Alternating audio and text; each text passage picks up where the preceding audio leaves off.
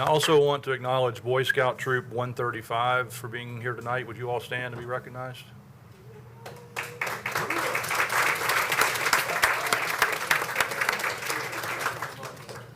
Thank you for being here. Okay, to get started, board members will record our attendance. I want to also acknowledge that board member Drayson Beasley is participating virtually due to a work commitment out of town.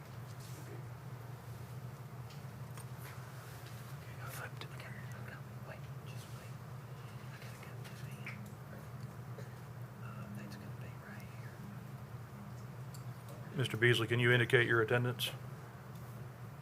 Unmute him. He's unmuted on his side. Mr. Beasley, can you hear us? Jason, you hear us? All right, hold on just a minute.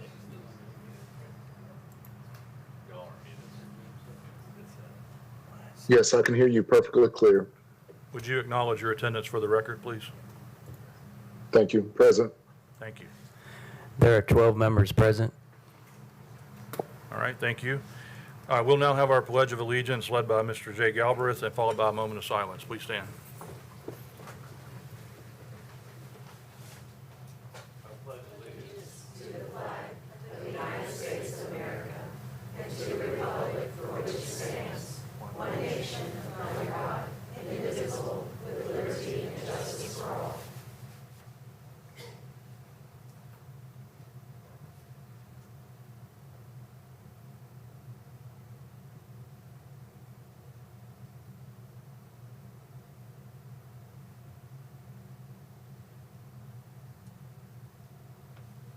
Thank you. You may be seated.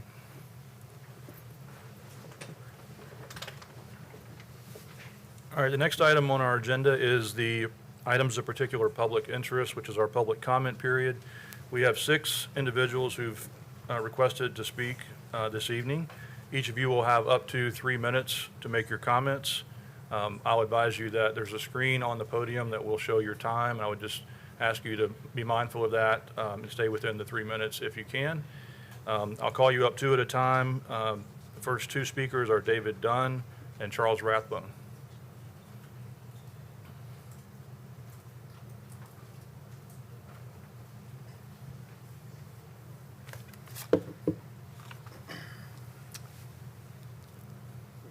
Good evening. So my name is David Dunn, and I am a father of a student at Centennial High School. And in my professional life, I'm a consultant who helps nonprofits use technology to protect and collect sensitive data. And I'm here to express my concern about the period tracking app that has been implemented at Centennial High School, and I don't know where else. Now, it's not called a period tracking app. It's called Securely, and it's a digital hall pass system. And that hall pass system logs when students are in the classroom and when they go to the bathroom and how long they take, which effectively does make it a period tracking app, because when girls are on their periods, they tend to go to the bathroom a little bit longer, they tend to go a little bit more frequently. And that kind of data, or that kind of information, will show up in the data record. So this system is collecting proxy biometric information about students. This is also not to mention students with Crohn's or IBS, or even students who are having reactions to different kinds of SSRIs, some side effects. All of this can show up. And that makes this particular application dangerous. If you were my client, I would say that this is actually a lawsuit waiting to happen. And I would urge you to consider whether the benefit of longitudinal data like this, which I can really appreciate, is worth the risk to students' privacy. If you were to insist on using it, then I would recommend 4 basic protections, which I urge you to consider. Namely, number 1, a maximum data retention period of no more than 3 months. Second, the application has something called pass transparency, which can be used to lock down what teachers can access only to their own immediate classroom needs. Number 3, strict written policies and logging mechanisms about who can access the reports. And then finally, requirement that all reporting data be de-identified so that this proxy biometric information cannot be connected to students. I've got to tell you, as a parent, this level of surveillance kind of creeps me out a little bit. I'm not sure I like it. But as a professional as well, I think, well, and as a community member, I think that some basic steps need to be taken to ensure that the privacy of our students when it comes to this kind of information can be protected. Thanks. Thank you.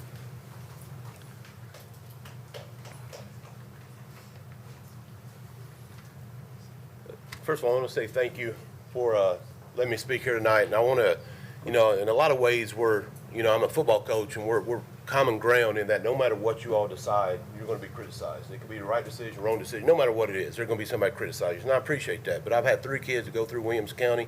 All of them graduated. All of them is very successful. One's playing football at Central Arkansas right now. And, I love Williamson County. Been here for 24 years. I love the kids here. And what I'm really here to talk about is the possibility of having an athletic period within Williamson County. After we won the state championship this past year, one of the first texts I got was, great, we'll never have an athletic period in Williamson County because we showed that a team can have success without it. And I just refuse to believe that's true. And I think we got to look at it kind of in a little bit different lens. I know that you heard Coach Rodriguez and Coach Atkins talking here last month, about the problems we have of retaining coaches. I lost 3 coaches myself, 2 of them to Rutherford County. The sole reason being to have an athletic period, they're able to get out by 4:30 every single day. I ran over here, flew over here, almost got a ticket, to make sure, that's the reason I'm dressed this way, okay, from practice. Our kids will not get out of practice until 5:30, 5:45, 6 o'clock. In fact, I'm going back after this to meet with the offensive line because, frankly, we're not very good up front right now, so we're going to go watch film. So it's time that we need. It really is. Every school around us has an athletic period. The big thing for me is safety. Living on Arnold Road over the years, I've been there long enough to where we've had a few deaths from students, and there's nothing that breaks my heart more. So if I can get those kids home before dark, it helps. In fact, if there's even a threat of a thunderstorm or snow, I cancel morning workouts just so they don't have to drive in it. So I take it very serious about school safety, about kids' safety in general. But I want to approach it from a little bit different. I want to talk about AP. We're constantly getting pushed that we need to recommend more kids for AP. And one of the number 1 questions I get when I ask these kids, my football players, why do you not take AP classes? It's simple. I don't have time. With an athletic period, we could start with 47 minutes. We can get them home by an hour. I taught AP about 13 years ago. Thank God I don't do it anymore. But about 13 years ago, and they tell you in the training that you need 45 minutes to an hour of homework every single night in an AP class. Just by one athletic period, that's equivalent to 1 AP class at night of doing homework. So, it's really needed. We're the only school that doesn't have it. I think it will help us keep coaches, but more importantly, I really do honestly think it will help kids. I'm towards the end of my career. I've got a couple years left, 3 or 4 years left, so I'm not going to see the true benefits of this, but I'm passionate enough about it to come speak to you all about it because I really do think it's best for the kids. Thank you. Thank you. Our next 2 speakers are David Blackwell and Chris Hughes. Sir. Glasses on the floor.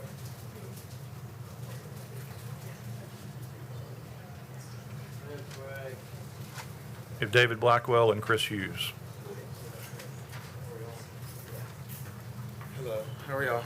Hello. I know y'all have been debating or talking about hiring an outside law firm here.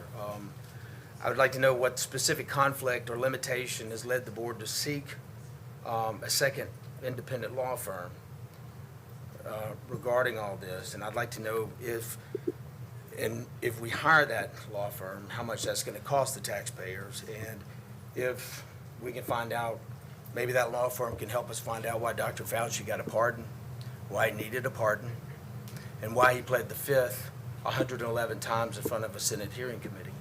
Because I'd like to know that. We here in Williamson County were at the center of that entire mask fiasco. I was the one escorted out of here. I left out of here on a Wednesday. I've been a nurse for 27 years.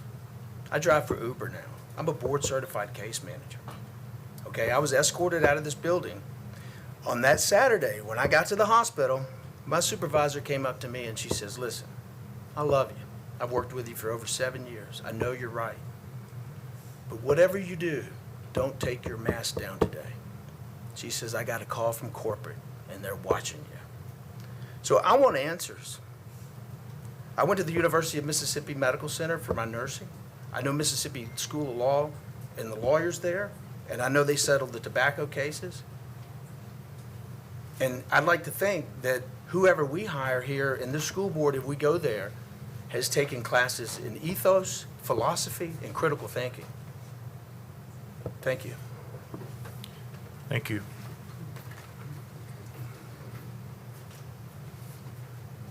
I'm Chris Hughes. I'm the head coach at Fairview. We haven't won any state championships, unlike Rathbone over there. But I'm way better looking and nicer than he is. So I'd like to talk to the board about the athletic period as well. I want to share some thoughts about Fairview because, you know, it's a little bit different. But I think there's a lot of benefits to our athletic period. One, I think it'll help us keep up with Rutherford County, Sumner County, Wilson County. If you look at our surrounding Middle Tennessee counties, all the elite programs have it. That's one reason for the competitive nature of athletics. Two, players getting home earlier and being able to eat with their families, being able to study, being able to be around those people. Like, I would like to get home and eat with my family. My wife's not a very good cook, but I'd still like to be there. Then three, the weight room. After school, I don't know about Paige, but we fight for facilities. We fight for the weight room. We fight for our football field. I got to make sure band's not on it, flag, all the other things. So this would give that hour where after school those facilities would be more available. I think it would be very good for us to not be overbooked on our campus. The other thing, one of the other benefits I think would happen is I think it would improve attendance. Mount Juliet, Coach Perry, they practice at 6:30 in the morning and go right into Block A, which is athletics, and those kids get to go home when the bell rings. His attendance at that school was a 90% football player increase the next year when they did that. They're already there. They're at school, and they know they get to go home when the bell rings. So I thought, wow, that is really cool. How that affects me in Fairview is unlike the AP and the honors classes. Some of our kids have to go home and watch their siblings. Some of our kids can't play because they got a little brother and they live at the apartment. Other kids have to work and help their parents pay their bills. This is what Fairview kids are dealing with. It's a little different. And I think that athletic period, man, wouldn't it be awesome if 10 more people played because they were able to do those other things as well. And then the last one, I think you're going to find out it'll improve academic success. I'm a PE teacher. I'm not now, but we all know that exercise helps with the learning process, you know, required. So it's not taking away from academics. I think it's actually going to help academics. And we'll have more kids, like he said, with honors and AP. The concerns that I've always heard from Williamson County, because I have been working for the district 27 years, 2 more than him, even though I look younger, is that we've always said academics first. It's about academics. It's not about athletics. And I think with us having that, we already have PE. So it's just taking that credit. You're still doing the same thing. You're just letting those same kids be in the same class together. So I don't think, and I humbly ask that you consider making this happen, even if it's on a trial basis, because I think if you did a little 2-year study, you'd find that you could justify making the change, and then you could be proud that you helped make it happen. And I appreciate your time. Thank you. Our final 2 speakers are Ron Binkert and Beverly Purvis.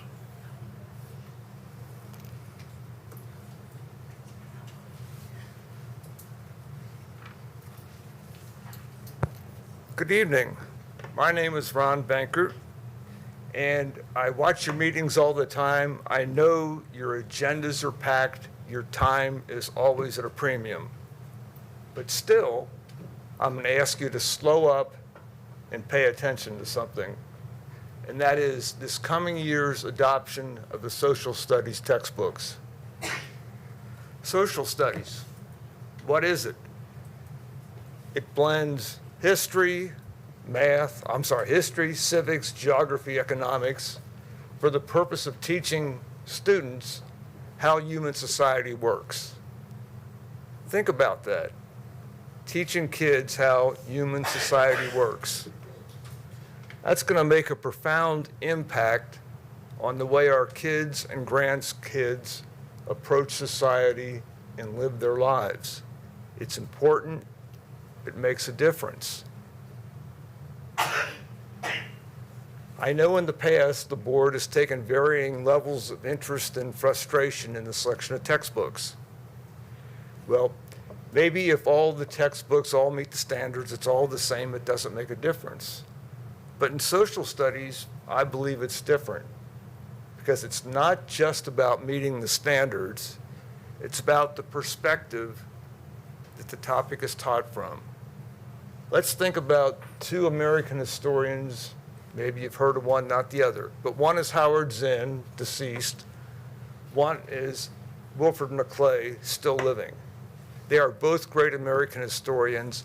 They can both write a textbook that meets the requirements of 8th grade American history, U.S. through 1887. They both can do that.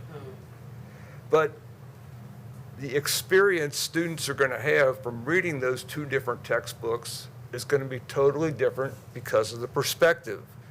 In social studies, perspective overrides academic standards. And I think that it's your job as a board to realize that and realize while the academics, the standards belong to the state, the perspective belongs to you all. So my suggestions are this.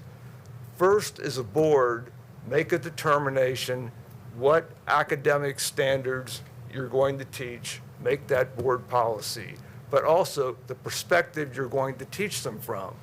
Second, when you select committee members and outside experts, find the experts that are going to get you the perspective that you require. And third is, don't be rushed. Don't let the deadline for ordering textbooks override the right decision for the kids. Thank you. Thank you.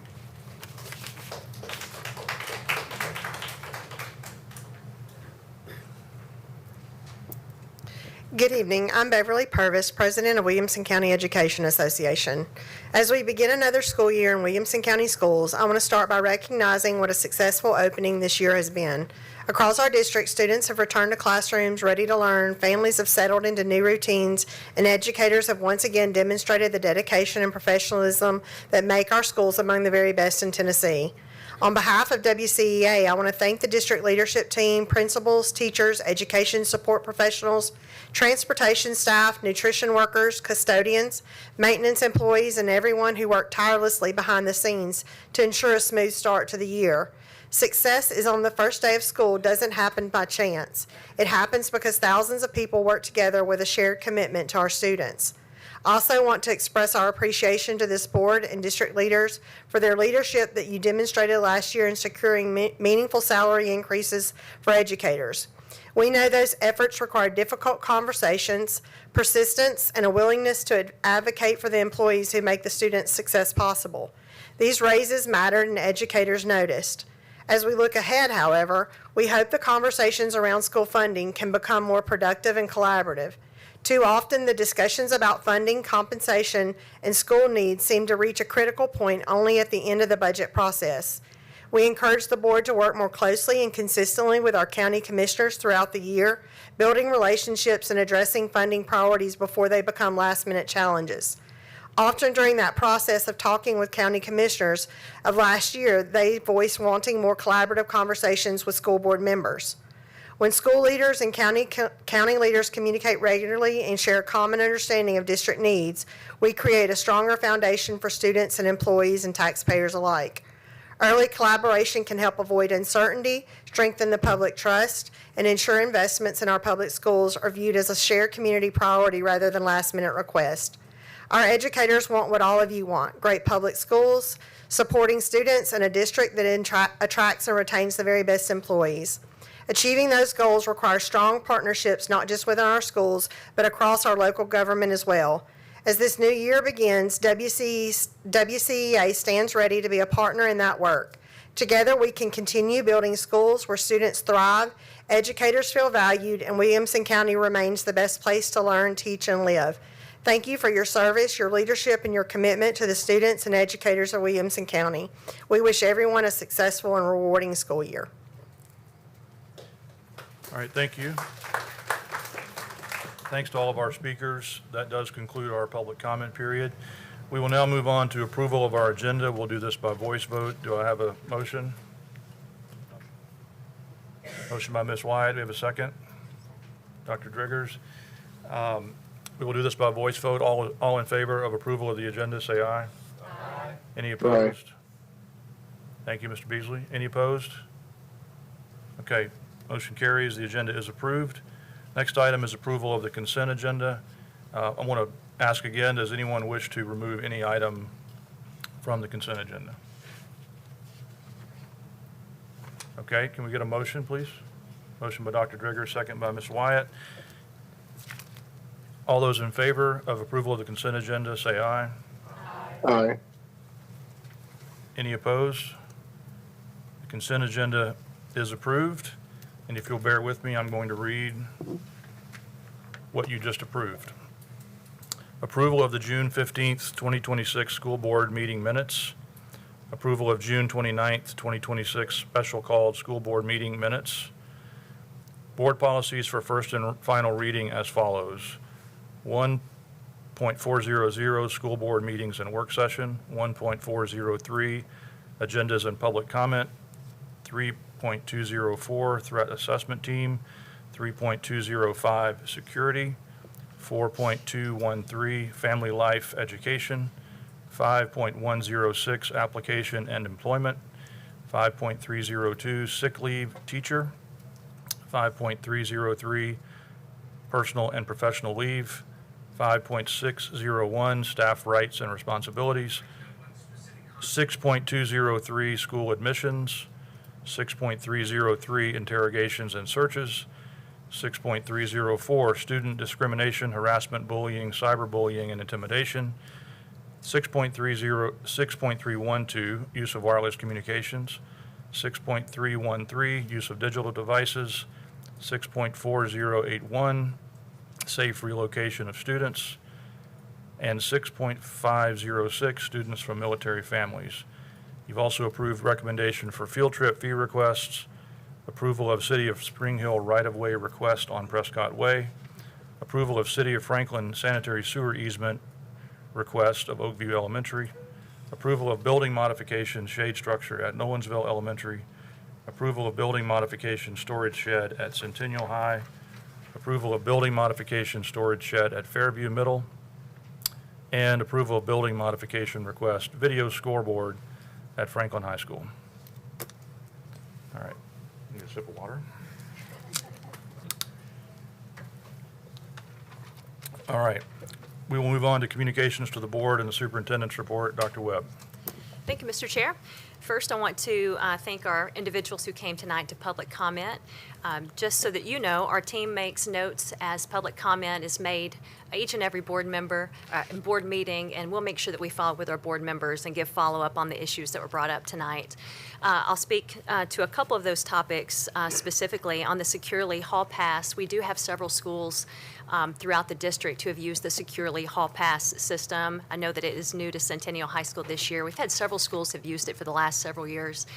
The purpose is to identify students and when they're leaving class, how long they're gone, where they go. So as an example, a student leaves study hall and wants to go to a math tutor, then they check out that they're going to see the math tutor. It also allows the teacher to be able to identify how many students are in that location. So maybe there are already 20 students at the math tutor, so they may ask the student to wait or get tutoring with someone in the classroom. It also is the opportunity for them to track if they're going to the restroom, if they're going to the library, all those places. It is a system that we've had vetted through our instructional tech and our informational technology departments. The father that spoke tonight, thank you for sharing those additional details. We'll follow up to make sure those individual aspects were part of our vetting process as well. We'll follow up with the board on that topic. Thank you to Coach Hughes and Coach Rathbone for your comedic statements. We welcome you back anytime to speak as well. You guys will see that we have the athletic period as part of the superintendent goals of innovative approaches or new approaches to our scheduling. So that committee is actually already begun. So we'll be reporting to you on that very soon as well. So in regards to the start of the school year, I want to share that it's been a tremendous, I agree with the statement that was made. It's been a wonderful start to the school year. I know that I gave a pretty detailed report at the school board work session. So for anyone who is here in the audience and didn't have the opportunity to attend that, you can see the slide deck of communication in regards to all the great things that have taken place over the past school year that we celebrated and the data points that are helping us grow as we head into the planning for this academic year. You can access that on our school website, school district website, so you can see. You can actually even listen to the full meeting if you would like to, if you have time on your hands. I think probably our coaches will want to go back and listen to that and be entertained by that. So we'll let you look at that specifically, but I do want to share a couple things that we're really proud of as we go into this upcoming school year. First and foremost, I want to share with you that we received a communication from the State Department this summer recognizing and celebrating our high proficiency in grades 3 through 11. We were the highest proficient school district in the state of Tennessee. So we're super proud of that. An aspect of that success that I want to point out is that we were 30 percentage points higher than the state average when it comes to proficiency from grades 3 through 11. And that average is a number that we're a part of, 30 percentage points higher than the state. So it takes a lot of hard, diligent work to be successful, regardless of what business or industry that you're in. It takes strategic work to stay at the top. And we're very proud of our teachers and staff members across the district who've contributed to that great success. And we're very proud of our students and our families that success continues to come our way. In addition, we were number 1 or number 2 in the state in 14 tested areas and saw improvements in 16 tested areas.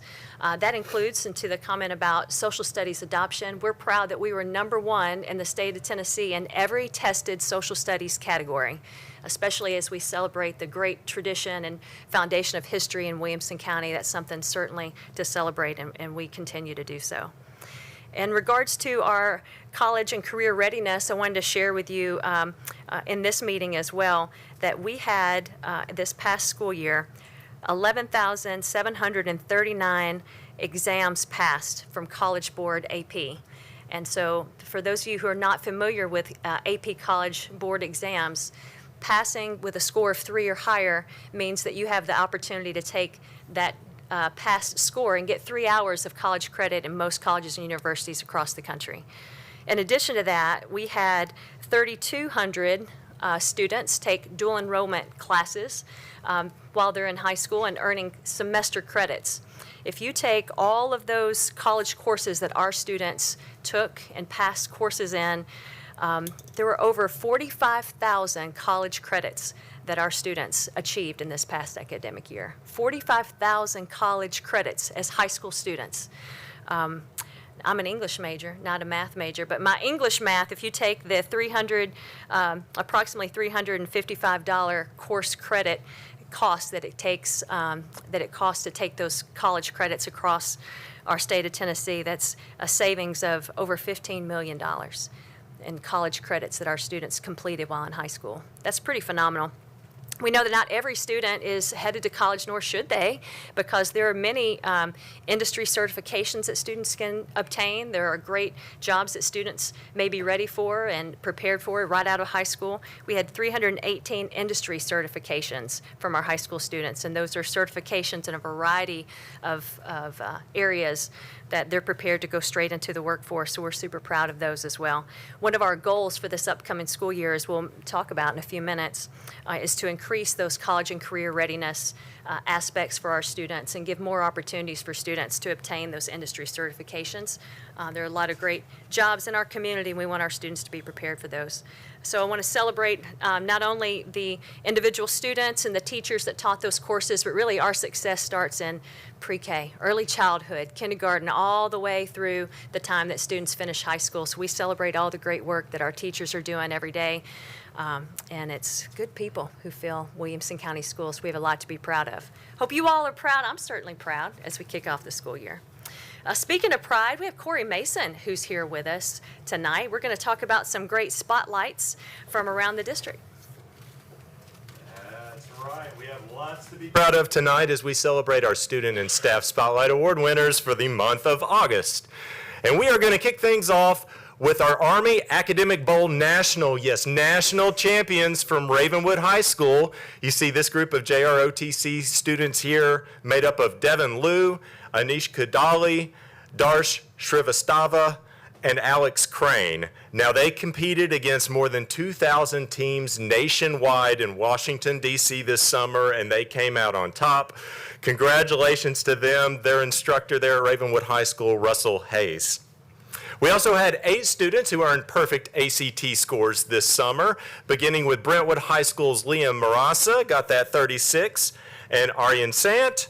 From Page High School, Ann Cherry and Jackson Garland also aced the ACT. From Ravenwood, Eva Godasara, Anish Kodali, and Vivian Raklani also got that perfect 36 on the July exam. And Armand Simwal from Summit High School got the perfect ACT score on the June test. From Brentwood High School, Eliza McKnight. She is our Gatorade Tennessee Volleyball Player of the Year. Gatorade has this really cool awards program where they recognize one student from 12 different sports, one student from each state, 12 sports. Eliza is the Gatorade player for Tennessee. Her coach there at Brentwood High School is Sarah Rucker. Congrats to her. And then Simon Hetrick, the Gatorade Tennessee Boys Soccer Player of the Year from Ravenwood High School. He led Ravenwood to their first state title in boys soccer. His coach there is Michael Reed. We have several staff spotlights tonight, beginning with Harriet Medlin. Now, Harriet, if you'll recall, she retired in May from teaching after 57 years in the district. 57 years. But she did not retire from coaching speech and debate. And we're glad she didn't, because she continues on a great tradition there at Brentwood High School with Matt Grimes, one of her former students. Together, they are just a juggernaut. But this summer, she was given the National Speech and Debate Diamond Coaching Award, which is given to educators who reflect excellence and longevity. And those are two things that Harriet absolutely personifies. So congratulations to her. And then our final 5 staff spotlights tonight. We're going to do something a little different. Dr. Webb is down here. We want to recognize our 5 school board members who are in the midst of their final school board meeting. So as I read off the names, Dr. Webb is going to present each one with a plaque signifying their years of service. So we begin with Mr. Dan Cash, District 2.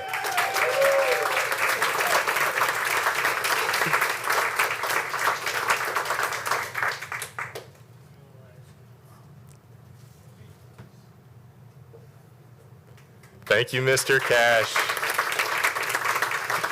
From District 4, our chairman, Josh Brown.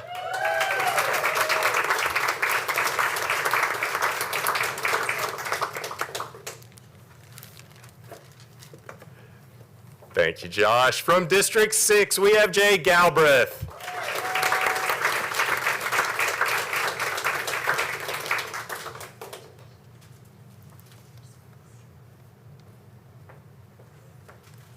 Mr. Eric Welch from District 10.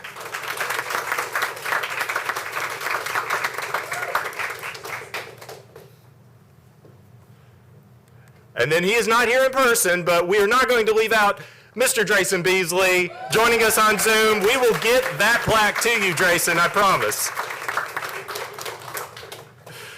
But I just want to take a moment and just say thank you all for your years of service to the students and the families of Williamson County. We appreciate you guys. And that concludes tonight's Students and Staff Spotlight Awards. Thank you. Thank you, Mr. Mason. We have over 46 years of experience rolling off the board tonight. Thank you all for your service to Williamson County Schools. On behalf of the students and the faculty and the staff, thank you for your service. The policies that you've created, the dedication that you've made, the decisions that you've made in your time on the board will leave a lasting legacy on our school district. So thank you for that experience. And hey, new school board members, 46 years, that's a lot of experience. We got a lot of work ahead of us. So congratulations on your service to the district, and thank you for stepping up to serve your community in this pretty stellar way. We invite you afterwards to come up and take photographs with your family, and we would love to facilitate that for you all. And one last reminder for school board members, we did ask for textbook adoption parent nominees. If you haven't done that yet, you can send those to Ms. Glenn anytime this month. I'll also share that if you're a rolling off school board member and if you have recommendations, you can certainly communicate those to Ms. Glenn or directly to the school board member who's going to be filling your seat. We want to make sure that we have all those districts represented. That concludes my report. Thank you. Thank you, Dr. Webb.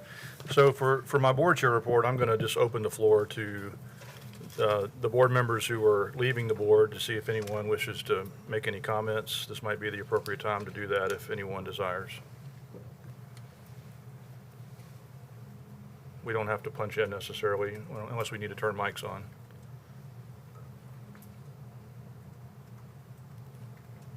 Really? No one? Tan's got something to say. I guess somebody's got to start.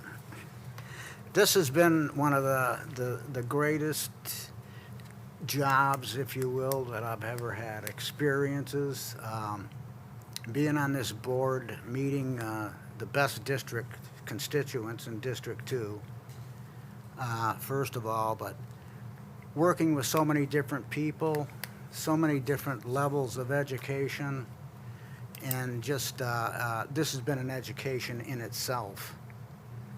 Every meeting, every month, you learn something different about Williamson County Schools. And I just always reflect on the last 40 years or so and the dedication that has come out of the teachers, principals, staff members, and parents that collectively have made Williamson County the #1 school in the state. And I've just been proud and honored to serve as a board member. Thank you. Thank you, Dan.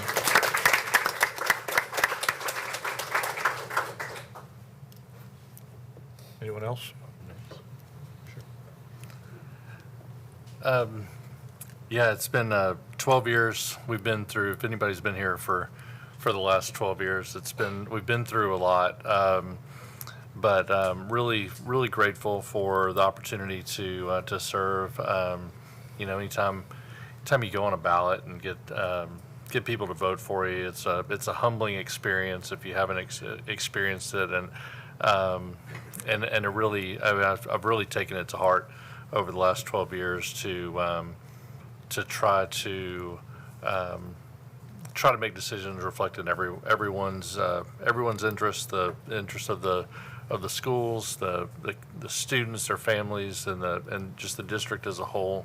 And it just reminded by a comment today that kind of encapsulated what I want to what I want people to take away from my time on the board is the ability to have disagreements with people, but to find common ground, and be able to debate and come away and not be disagreeable and really respect each other at the end of the day. So I just it's unlike anything that I've done before. We'll definitely remember it for my lifetime and consider it an honor to have been called to do this. So thank you.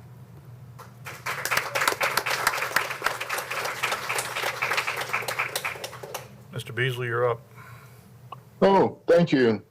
Well, good evening, everyone. I'm sorry I couldn't be there tonight, but this has definitely been a highlight of my life to be able to stand in the gap and support families all over the district. I really, really appreciate the leadership that we have there on the school board, is also with our administration. And I just want to say thank you for giving me an opportunity to represent families and children well. Thank you so much for letting me serve.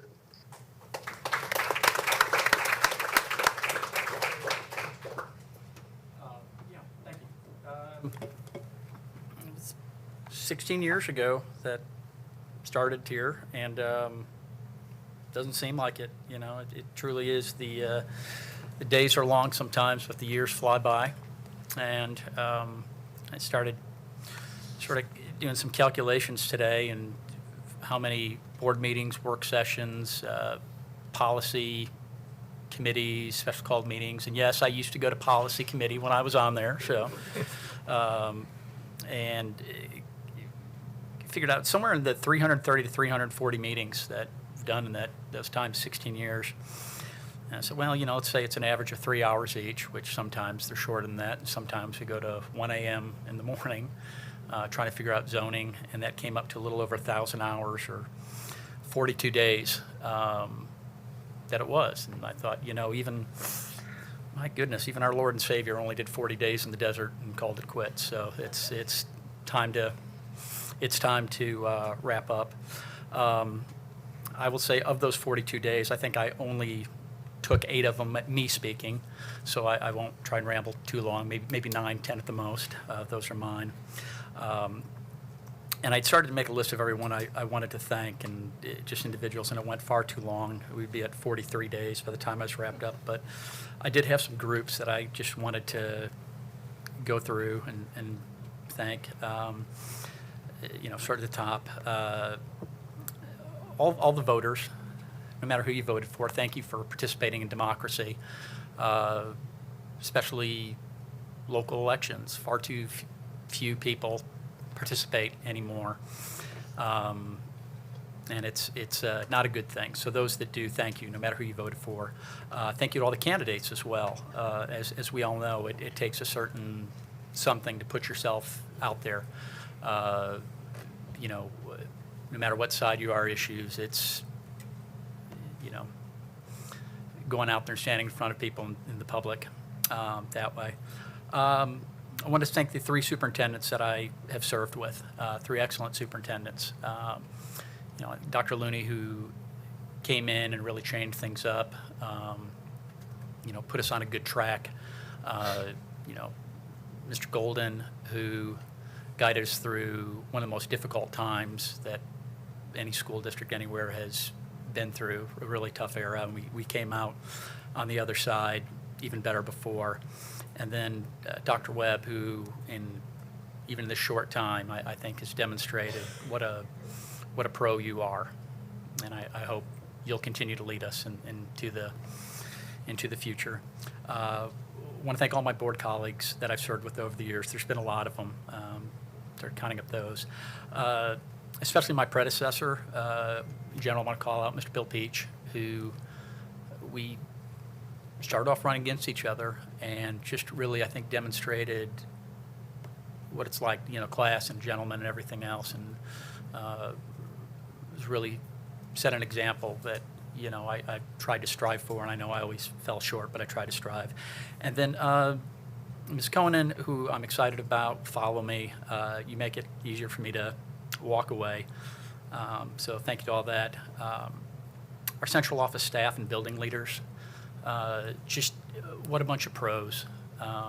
Just smart, caring, dedicated, hardworking people. So many times I felt like a fraud around you, honestly, being in a leadership role and just seeing what you were doing and how can I be in charge when, you know, these are the people. And then our building teachers who, you know, and all the support staff who just love the kids, make such a difference in their life, you know, and make positive outcomes for human beings. You know, what a wonderful God-graced profession.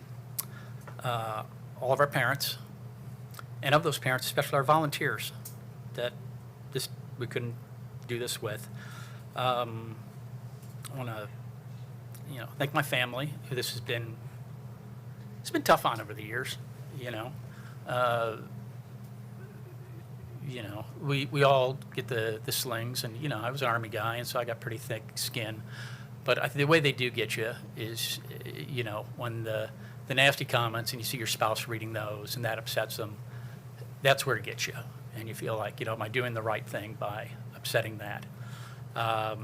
And to my kids, I know they were always in the spotlight because of that when they went there and everything else. And so many times, they were slowed down at the grocery store or practice or something like that because someone had to talk to Dad. Dad's ticking, they would call it, politicking. Besides that, they've always shown me support and backed me on that, and I appreciate that.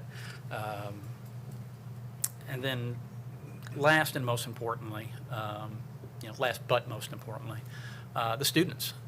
You're our why for all of this, and if we could just keep you as our North Star, things would work so much better. And think about all the biggest, most contentious, nasty debates that we've had. They've never been at the center of it. The issues have been dressed up to try and make it about them, but it never is when you look at those things are. And if we could just keep them as that guiding principle, things would go so much smoother all the time, even when we disagree on the issues. Think about legacy on this, and I hope my legacy on it. It's tough because, we're a team. We don't do our individual things. We all decide. We all need 7 votes to do it. But I would hope the legacy that I would leave behind is, if when thought of, and I know I won't be thought of much or often, we, move and its footprints in the sand. But, when we are, whether you agreed or disagreed, I hope I'm thought of as someone who truly cared and loved this district, and just wanted the best for it, was willing to fight for it without personal consideration or benefit or cost. I think it's what I've always tried to do and not weigh outcomes or anything else. I just wanted this to be a great district, and I hope Williamson County Schools is better for my time here. I know I'm better for my time here, and I'm so grateful and humbled and appreciative to all the wonderful relationships and building leaders and staff and teachers and everyone, and the opportunity just to see the amazing things that our kids do all the time from the inside. That I will truly miss. So thank you.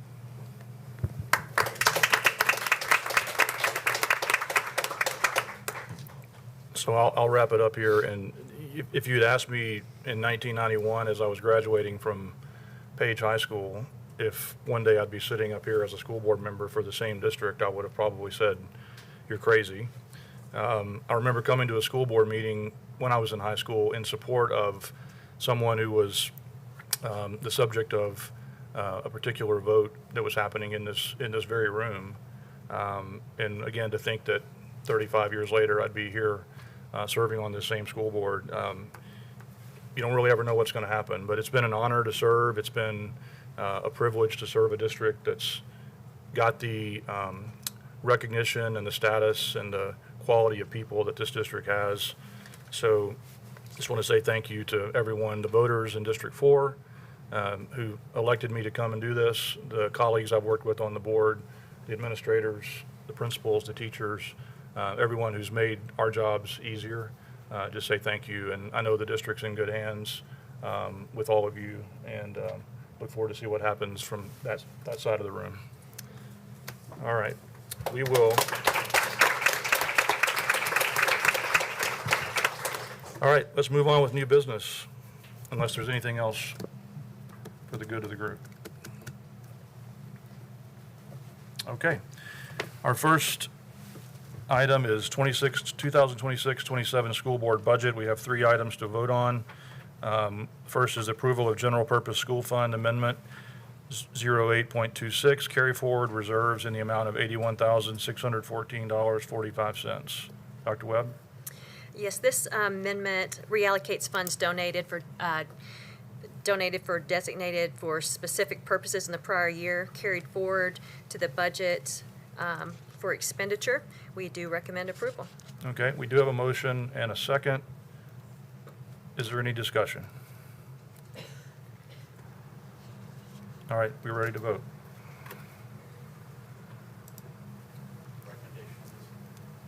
She said recommend approval. Yeah. Recommend approval. Mr. Beasley, I need your verbal vote, please. Yes.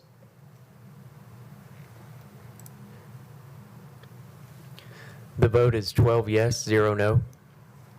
And the amendment is approved. Item 2 is approval of general purpose school fund amendment 08.26 transition grant carryover in the amount of $41,280. Dr. Webb? Thank you, Mr. Chair. We've received funds for several years for a transition grant that pays a portion of a transition teacher's salary and for 3 mentors.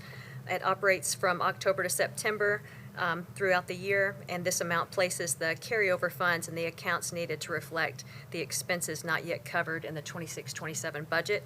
I recommend approval. All right, thank you. We do have a motion and a second. Any discussion? Okay, we're ready to vote. Mr. Beasley?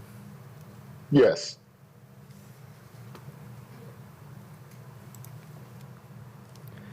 The vote is 12 yes, 0 no. Okay, the amendment is approved. Item 3 is approval of general purpose school fund amendment 08.26 state special education preschool grant in the amount of $665,232. Dr. Webb? Thank you, Mr. Chair. We were approved for a recurring special education preschool grant to help support our special education preschool classes. This amendment places the grant in our budget. We recommend approval. Thank you. We have a motion and a second. Is there any discussion? Okay, we're ready to vote. Mr. Beasley? Yes.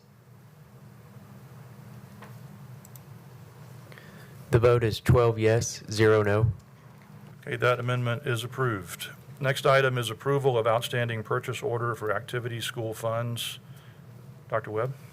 Thank you, Mr. Chair. Yes, this is an annual agenda item mandated by our governing state manual to provide information related to school-level open purchase orders, and we recommend approval.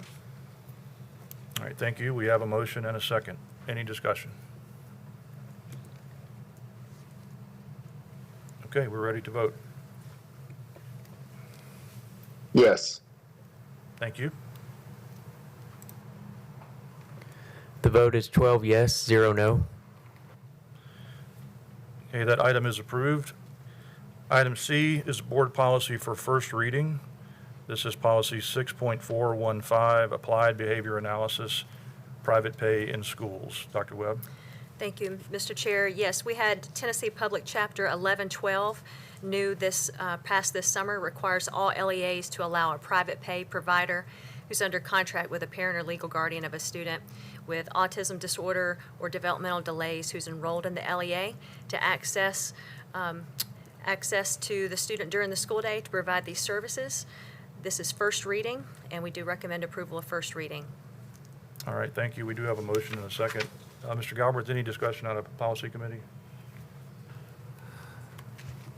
Yeah, it's first reading. This is required by law, by new law that we're going to do. And the discussion at the policy meeting and just a little at the work session was just that they're going to go ahead and the people that need this are going to use it right away, and we're just going to see.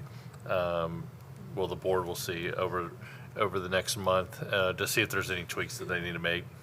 Largely, it's kind of written in law, but if there's any procedural things that need to be put in to manage it, then they'll do that. But otherwise, it's kind of something that we have to do. We just got to manage it the best we can. Okay, thank you.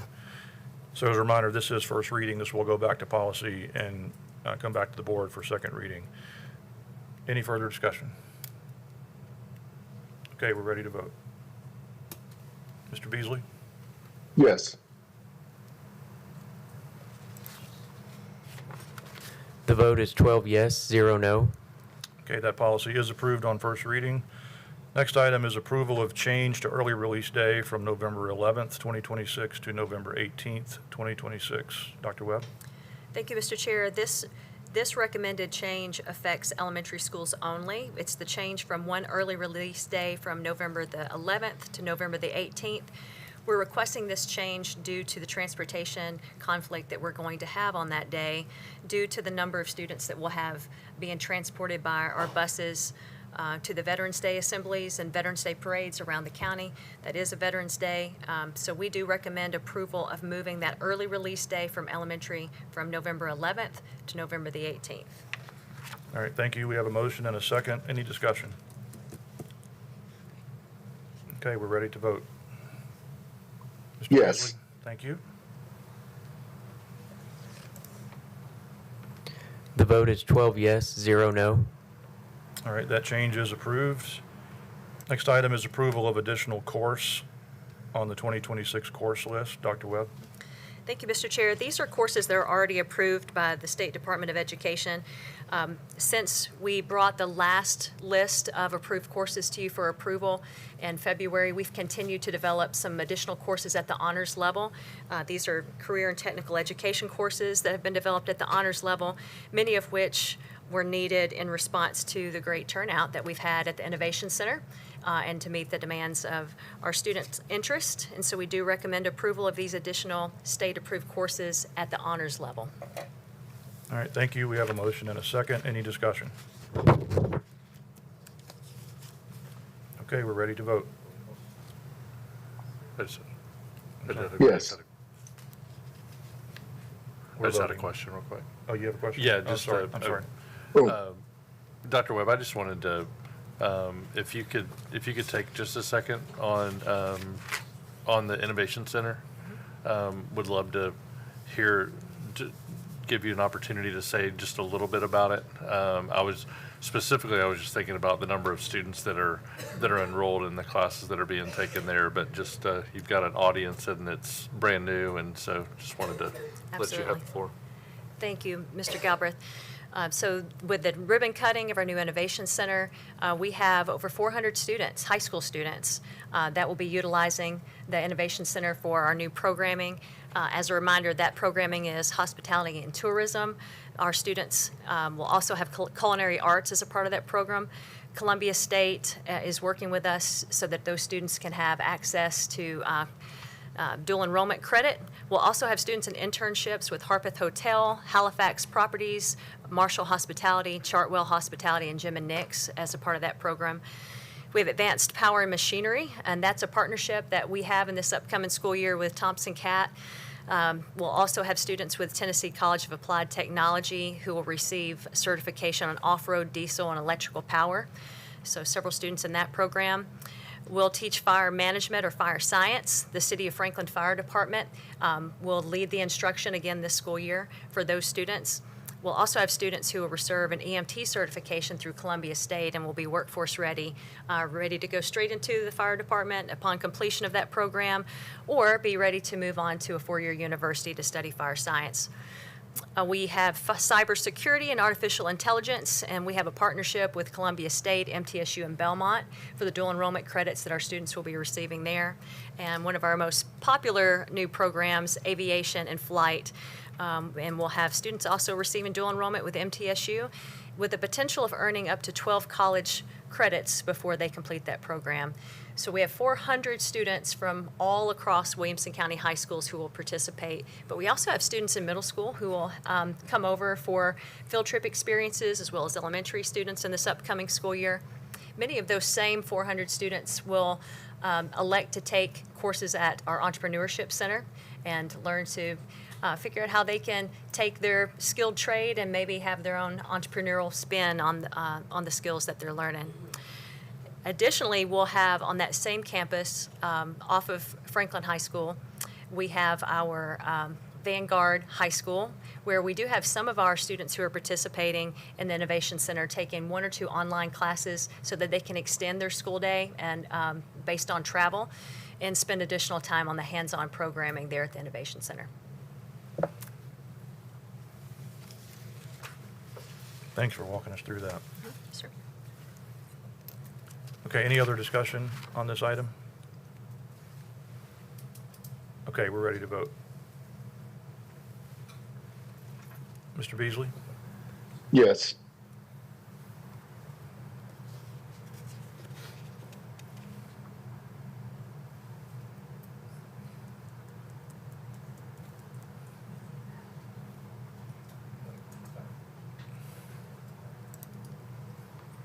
The vote is 12 yes, 0 no. All right, those additional courses are approved. Next item is approval of sick bank trustees. Dr. Webb? Thank you, Mr. Chair. This is an annual agenda item. This is our nomination of Dennis Driggers, along with Donna Clemens, who's previously served on our sick bank committee, as Mr. Drayson Beasley rotates off. So we recommend approval. Thank you to Dr. Driggers for volunteering to participate. All right, thank you. We have a motion and a second. Any discussion? Okay, we're ready to vote. Mr. Beasley? Yes. The vote is 12 yes, 0 no. Okay, that item is approved. Next item is approval of the annual agenda. Dr. Webb? Yes, thank you, Mr. Chair.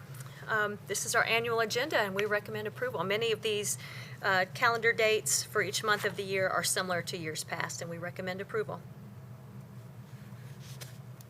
Okay, thank you. We have a motion and a second. Any discussion on the annual agenda?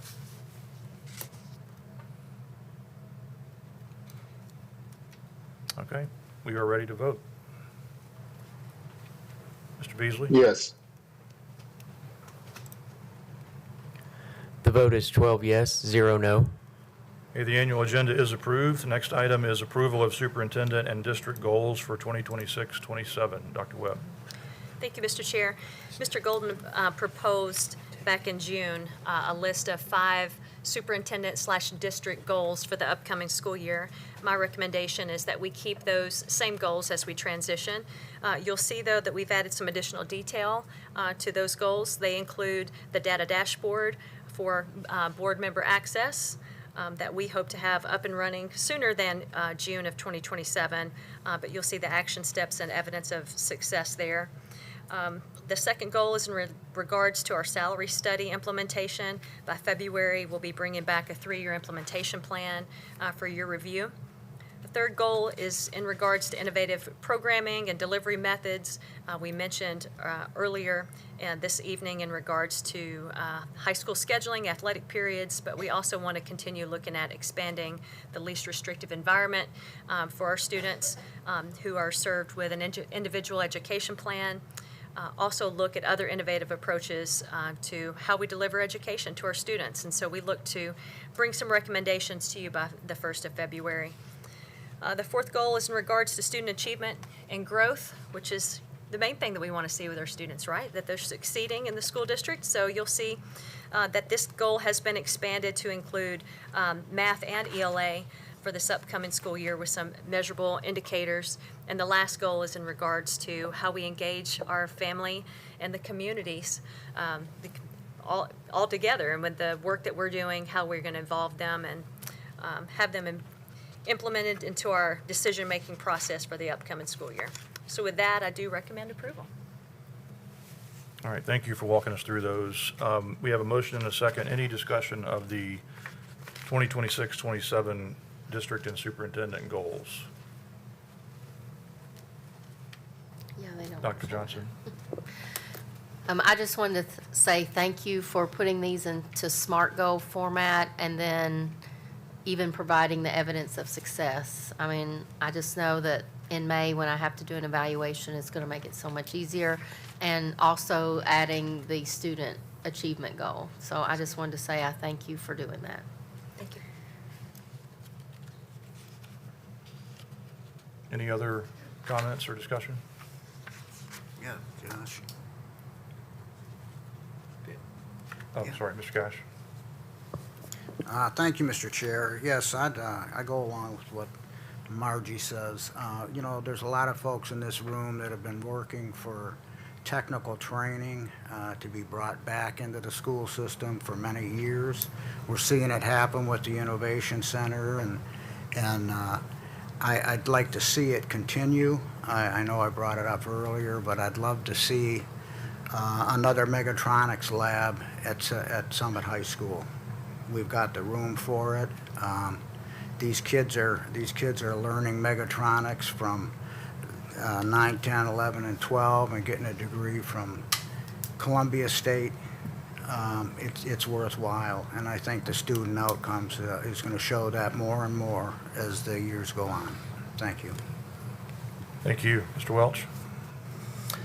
Thank you. I'm going to kind of be quasi on subject here, but it's my last one, so bear with me and deal with it, I guess, a little bit. But as we're talking about superintendent goals, I just want to, didn't really see where else to do this, but I want to share kind of my experience with our superintendent real quick, and not from here, but early on. Going back to my first term on the board,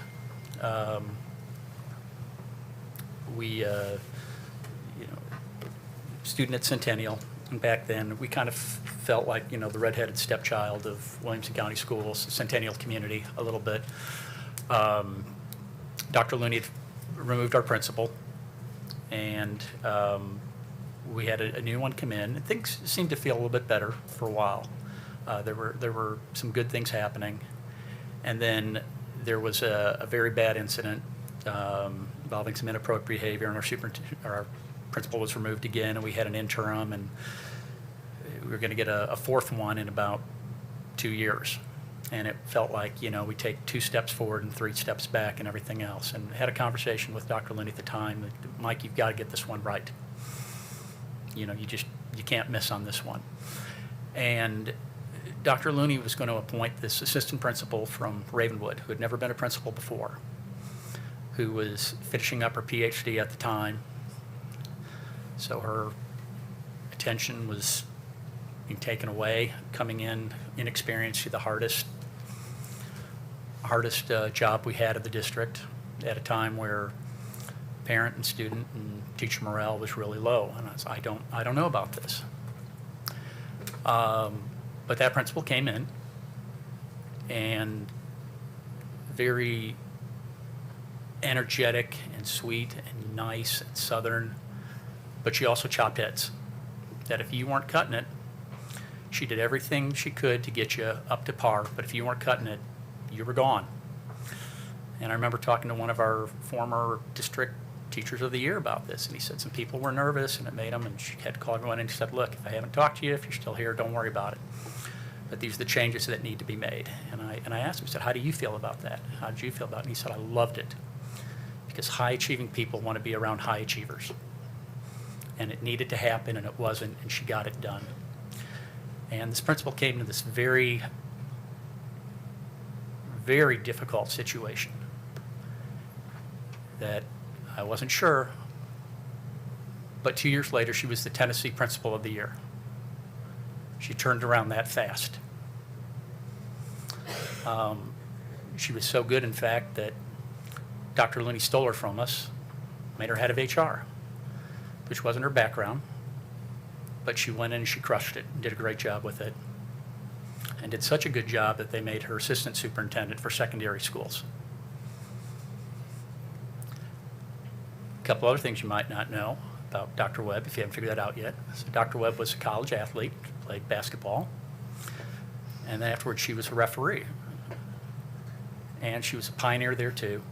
She was one of the referees for the state boys championship game. And I had the opportunity to ask her about that one time, and, what was that like?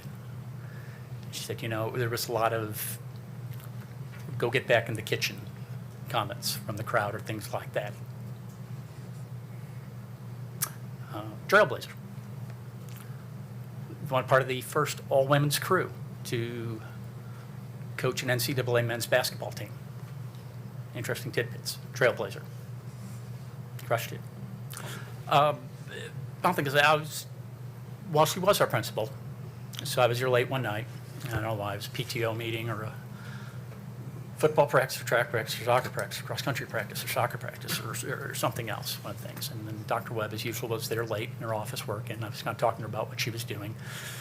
And she said, you know, Eric, you look at our scores and you compare them to, and she mentioned one of the expensive private schools in the area.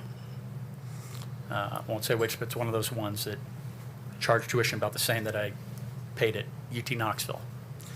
And you said you take the top 80% of our kids, not the top 10 or 20 or 30, take the top 80, and you compare it to their SAT scores, and we're right there with them. It's that bottom 20% that drags us down. And we're failing those kids, and that's what she was working on right there. And she told me a story. She said, we had a young lady in a community who, she was so smart and brilliant, and she was a representative of it. And I went and I talked to her, and I said, you need to start taking more AP classes. You're so bright. You can be so much more. And the young lady said, Dr. Webb, I can't. My parents work 2 jobs, and I go home and I take care of my siblings. We don't have internet access at home. And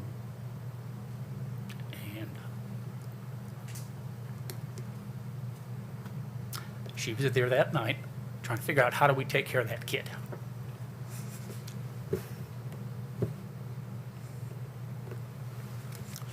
And I remember at the time it was, I think, trying to develop internet buses and things like that. We're going to go to that neighborhood and provide for those kids.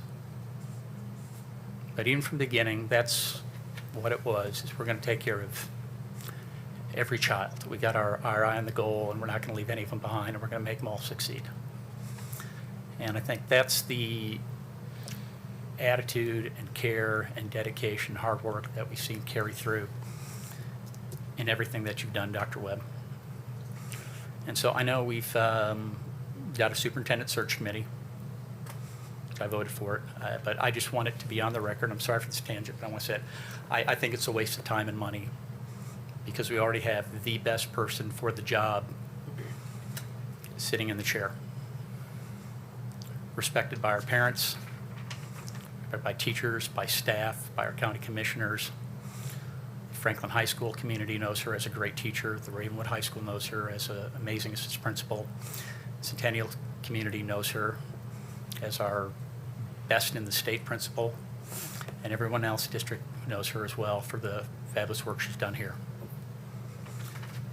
So, sorry for that tangent, and I know it doesn't align exactly, but I wanted it to be said on the record before we go. Thank you. Thank you. Any other questions or any other discussion? All right. We are ready to vote on the 2026-27 superintendent district goals. Mr. Beasley? Yes.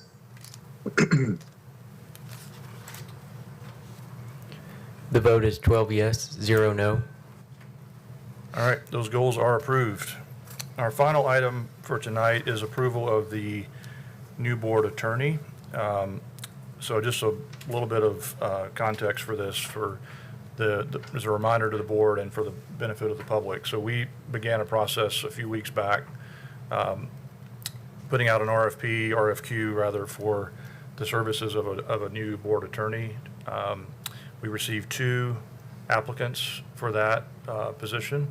The board has subsequently interviewed both of those attorneys, and we had a discussion last week at the work session about where we, as a board, were, how we felt about those 2 candidates. The consensus certainly was that Mr. Sam Jackson, who is with the Spencer Fain law firm, is the preferred choice. So before we proceed to a vote, I do want to take a pause and say thank you to Bobby Cook. We appreciate all that you've done to serve this board, the guidance, the advice you've given us, your commitment to this district and to this county. Appreciate all that you've done for us. Thank you so much.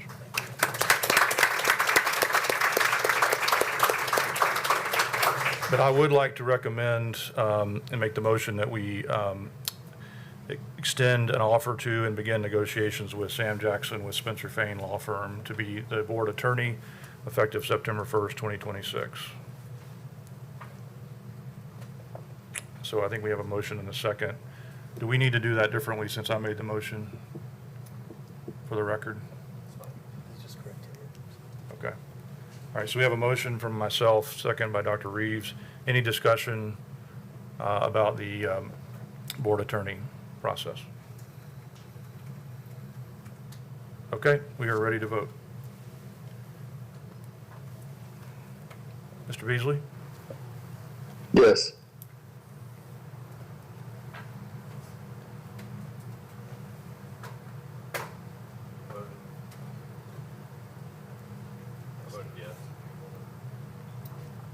Is it not recording his vote? Said yes. He voted yes. The vote is 12 yes, 0 no. Okay, with that vote, the board has authorized the district, Dr. Webb, to begin the process of reaching out to Mr. Jackson to begin, make an offer and to begin negotiations. And you and I, as the executive committee, can initiate that process. All right, with that, we've reached the end of our agenda. I want to say thank you to the board, to everybody who attended tonight. We are adjourned.